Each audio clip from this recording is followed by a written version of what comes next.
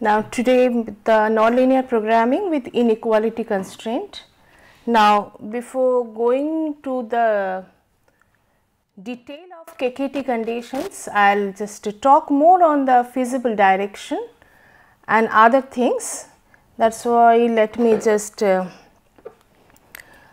recapitulate the concept I told you in the last class, that is there are three constraints G1, G2, G3. This is my G1, this is G2 and this is G3. Now the objective function is moving in this direction. Our problem is to find out minimization of f subject to G1 less than is equal to 0, G2 less than equal to 0 and G3 less than equal to 0. If this is the level curve of the objective function f, that means objective functional value is increasing in this direction, and at this stage once objective function is coming here, we are getting the optimal solution x star. Okay. Now if this is the optimal solution, you see from here we can draw that this is the grad direction, grad f direction, because objective functional value is increasing in this direction. Okay. Now if we consider G1 equal to 0, this one, then this must be grad G1 direction, okay, and this is minus grad G1. Similarly, if we consider G2 direction, this one, then this is minus grad G2 and the opposite direction is the grad G1. Now we are talking Z2. Now we are talking about the feasible direction. Now this is the feasible space. That is why from here, if I just move this way, then this is the direction of the feasible direction, and if I move within the space anywhere, then this is the feasible direction. That is why this is a feasible direction, this is a feasible, these are all the feasible directions. There is no doubt about it. These are all the feasible directions, these are all the feasible directions with the green. Okay. Now if I consider that this is one of the directions, say S. Okay. Now in the last class I showed you that if we consider the feasible direction S, then grad f is equal to minus lambda 1 grad G1 minus lambda 2 grad G2. Okay. Now what else we said, that this must be positive. Why this is positive? Because the feasible direction and the gradient of f makes the acute angle, and we are considering the inner product of two vectors. One is S, that is the feasible direction, and another one is the gradient of the objective function gradient vector. Okay. Now on the other hand, the feasible direction and the grad G1, that is the gradient of the first constraint, this is making the obtuse angle, that is why this is negative. And similarly grad G2 also, if this is must be ST. ST, S and G2, this is also obtuse angle, this is also negative. That is why to adjust the sign, we have said that lambda 1 lambda 2 must be greater than 0 in this case. Equal to will be there if we are having the inactive constraint in the group. Okay. Since G3 is the inactive, the corresponding lambda will be 0. That is why lambda 1, lambda 2, lambda 3 is greater than 0, where lambda 2 1 and lambda 2 these are all strictly positive, but lambda 3 is 0 here. Now, with this idea I am going to the formal definition of the feasible direction, descent direction, etc. Now, we can say that if xk is a point, which is the point within the feasible space. Here I showed you the feasible space, that if we consider the feasible region as rho, then collection of all points satisfying the constraints can be named as the feasible space. Okay. Now, we can say that if I move from xk to any direction d in such a way that xk plus alpha d, alpha is the step length, alpha d will remain with the feasible space, then d can be said as the feasible direction.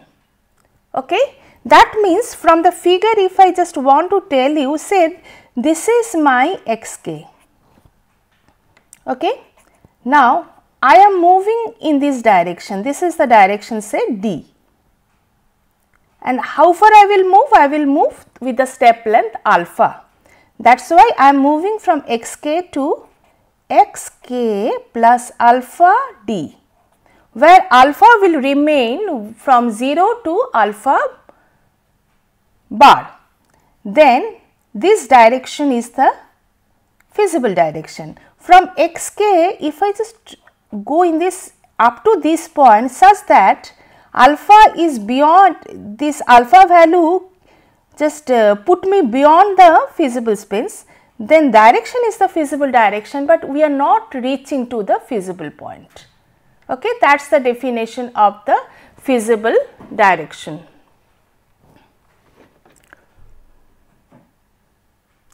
Now, if I just say that Gix is the constraint where that is the differentiable function, then at the feasible point one or more inequality constraints at the, if xk is the optimal solution, then one or more inequalities will be with the equality sign, because these are all the active constraints. That is why if I consider a group of active constraints, as I showed you the example here, the active constraints are G1 and G2.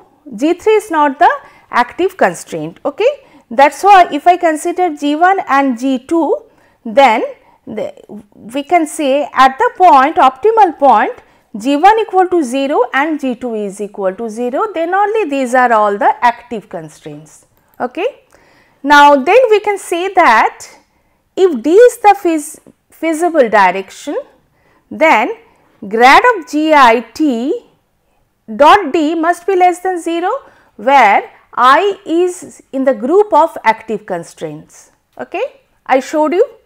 That is why it can be said that if we just take a sufficiently small increment alpha in the direction D, that is the feasible direction, then Gi of xk plus alpha d must be lesser than 0, because as I said that is a grad of Gi of this thing with the feasible direction must be lesser than 0.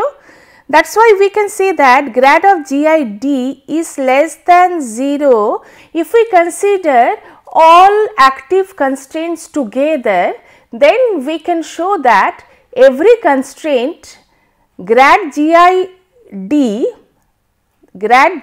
dot D, that is the inner product, makes less than 0, makes a half space. Okay. If we consider the half spaces of with all active constraints, then it will form a feasible cone. Here we can say that in this one we can say that here there is one plane, that is the half space over G1, there is one plane over G2 half space, and whatever, if we consider the combination of half planes in the feasible space, that will form the feasible cone. Okay. Now, we will show you more about it. Now, another part is that Now, we know that in this direction the objective functional value is increasing. That is why we can say that in this direction grad f dot, instead of S, here we are calling about the feasible direction as D, then the grad f of D must be greater than 0. But if I consider the other way, that is the just opposite to grad f direction, that means if I just consider this direction, this is minus grad f, okay. That is why we can say that this minus grad f makes an obtuse angle with D. Thus, the descent direction can be defined as grad f dot D must be less than 0. Now, why we are talking all about this feasible direction, descent direction, ascent direction, all these directions, because in the next phase of my lecture you will see we will deal with the methodology to solve the constraint nonlinear programming problem. There we can see that this feasible direction, descent direction, all this mathematics will help us a lot. Okay. That is why we need to understand that the grad f dot D is less than 0, this is the descent direction. Similarly, grad f dot D greater than 0 is the ascent direction. Okay. We need to remember these two things together. Now, therefore, in that direction if I just move further, we will see that in the descent direction if we move further, we will see the functional value will decrease further and further. Now, I can show you one example. Now, say this is a function given to us, x1, x2 is the function for us. Now, there is a point 1, 3 within the space. Now, the direction is given as 1, 1. Direction has been given 1, 1 because from 1, 3 if we move in the direction 1, 1, for just if I consider a 2-dimensional space, okay, x1, x2 is the function, that means the function would be like this, x1, x2. This is one of the level curve of the function. Now, there is a point that is 1, 3. Say this is 1, 3, this is the point 1, 3. Now, there is a direction 1, 1, 1, 1, this is the direction. It has been said that we have to check if I move from 1, 3 to 1, 1, whether this is a descent direction for the function x1, x2 or not. Okay. Now, the function has been given as x1, x2. Then in the descent direction, just now we have learned grad of f dot D must be less than 0 in the descent direction. That is why let us find out what is the grad f for it. If f is x1, x2, then grad f must be is equal to 1, 1. Okay. That is why if I consider the grad f at the point 1, 3, then it must be 1, 1, actually this is x2, this is x1, because with respect to x1 we are differentiating and this is with respect to x2 we are differentiating. That is why at the point 1, 3, this point at 1, 3 will become 3, 1. Alright. That is why if we consider the grad f dot D, then we can see 3, 1 and 1, 1. If we just multiply, we can get the value of that would be equal to 4. That is why we can say D is not the descent direction. Certainly, this is the ascent direction of x1, x2. Okay. Now, let us deal with another example. There one optimization problem has been said.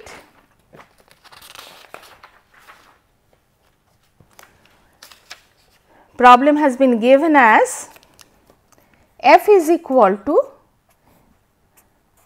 minus x1 plus x2, all right, and three constraints are given. One constraint is g1 is equal to given x1 square plus 4x2 square minus 1 less than equal to 0.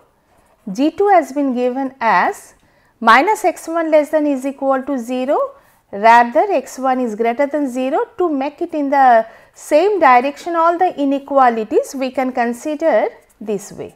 These are basically the non-negativity constraints for the decision variables. Okay. Now, there is a point has been given 1 by root 5 and 1 by root 5. Now, there are three directions are given. We need to find out that all the directions are the feasible and or descent direction or not. The direction can be feasible, the direction can be infeasible, the direction can be descent, the direction can be ascent. Okay. With that idea, we are just going one by one. If we consider the grad f value, certainly the grad f will come as here. If I just differentiate with respect to x1 partially, then this is minus 1, and differentiate with respect to x2, this is minus 1. Okay. Now, if we consider grad f t dot d1, now my d1 direction is 1 0, that is why it is becoming minus 1 minus 1 1 0, that is why this value is coming as minus 1. Okay. Now, we can say that if we, now one thing is that the point has been given here as x naught has been given 1 by root 5, 1 by root 5, but there is no effect on it because the gradient of f is not a function of x1, x2. That is why always the grad f would be minus 1, minus 1. Now, if I just move in this direction, then this will become less than 0. Then what is the conclusion from here? We can conclude that this direction is the descent direction.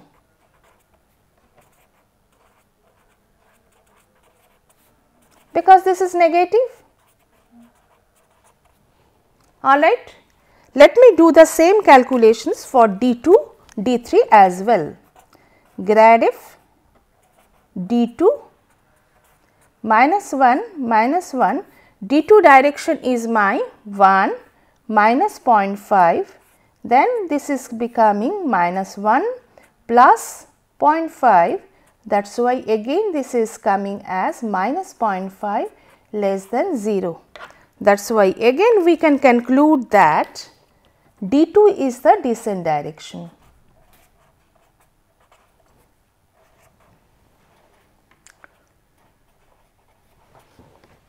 All right. Now, if I do further calculation for d3, grad f d3 minus 1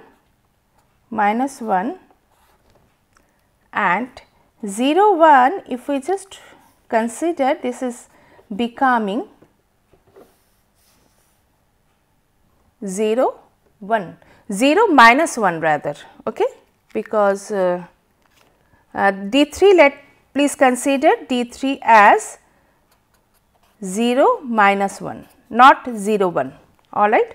0 minus 1, if we consider, this is becoming 1. That is why we can consider, we can say that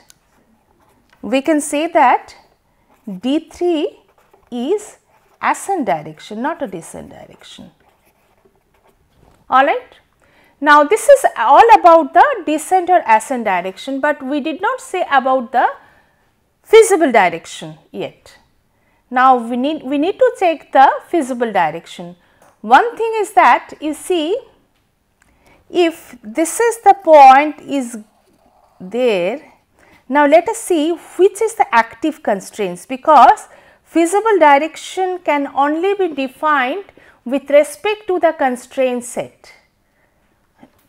Descent direction or ascent direction can be defined with respect to the function, objective function, but feasible direction can only be defined with respect to the constraint set. If I just show you this one, you could see that the feasible direction can only be defined because this is collection of feasible points, that is the collection of points which satisfy all the constraints together. That is why feasible direction with respect to the constraint set.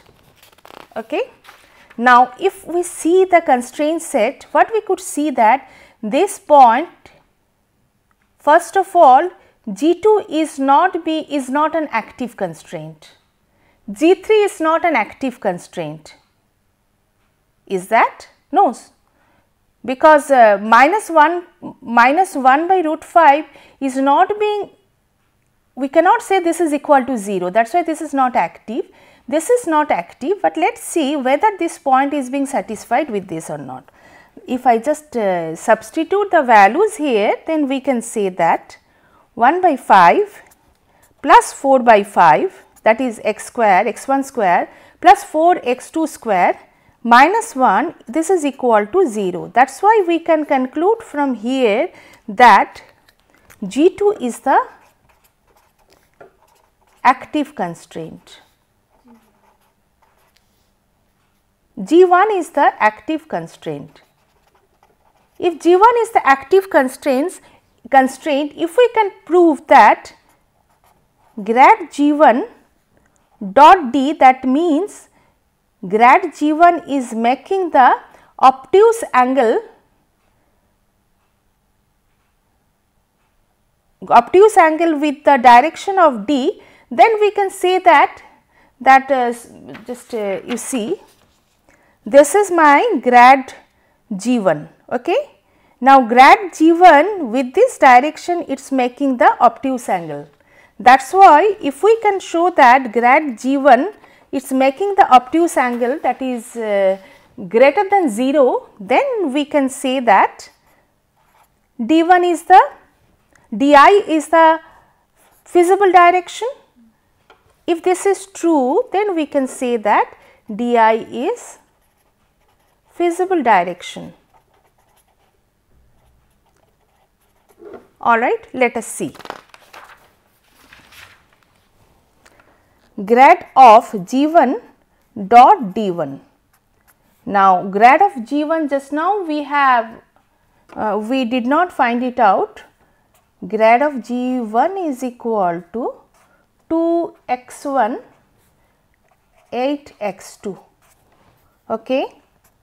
Now, at 1 by root 5, grad G1 value is coming as 2 by root 5 and 8 by root 5. Okay. That is why grad G1 at point x naught D1, this is at point x naught, in the D1 direction if we consider, then this would be is equal to 2 by root 5, 8 by root 5, and my D1 direction is 1 0. That is why we can say this is equal to 2 by root 5. This is greater than 0. That is why what we can conclude that D1 is feasible direction. Okay. Now, let me calculate the same for other D2 and D3.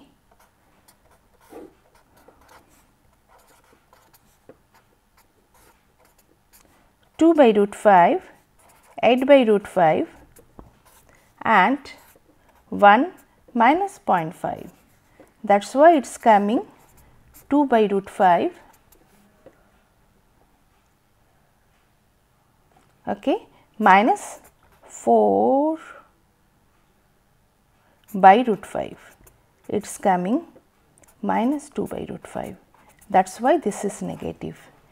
What is the conclusion from here? The conclusion is that D2 is not a feasible direction.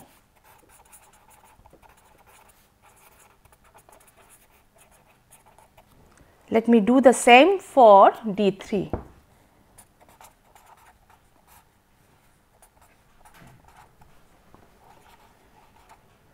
D3.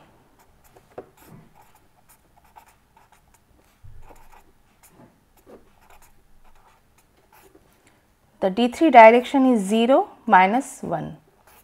If we just do it, we can say this is my coming minus 8 by root 5. This is less than 0. That is why again we can say that D3 is feasible direction.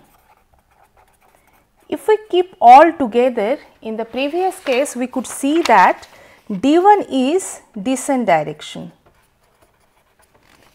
D2 is descent direction and D3 is ascent direction. That is why we can conclude that only D1 is feasible and descent direction, or other directions are not the feasible and the descent direction. That is why for the minimization problem we should move through D1. We can conclude that. Okay. Now if we just move to again to the KKT condition, if we consider the minimization problem, minimization of fx subject to gj x less than is equal to bj, as I said, we can say the KKT conditions can be defined. Now here we are again considering there is a set of active constraints and there is a set of inactive constraints. If we consider that there are few number of constraints, k number of constraints which are active constraints, if we just make the group of those, then we can say that similarly for the inactive constraints also, if we just do it, we can say this is the first order optimality condition, because we have done the first order derivative of the Lagrange function with respect to decision variable, we are getting the first order optimality condition. And if we consider these are few calculations, I will speak more on these in the next, but one thing I wanted to tell you that del f by del x is greater than 0, but this is less than 0 in the feasible direction. That is why we can say this is positive. Alright. And this is the graph of it. If this is my G1 and this is my G2, then this is the feasible direction, because not only the feasible direction, this is the ascent direction, because functional value is moving further in this direction with the positive value, and this is the grad G1 and this is my grad of G2. Okay, these are the normal direction at this point, and from here we can say that this is the minus grad f direction. And with this today I am concluding my lecture, because I will speak more on this in the next class and I will show you the examples how to handle with KKT condition in the next class. Thank you very much for today.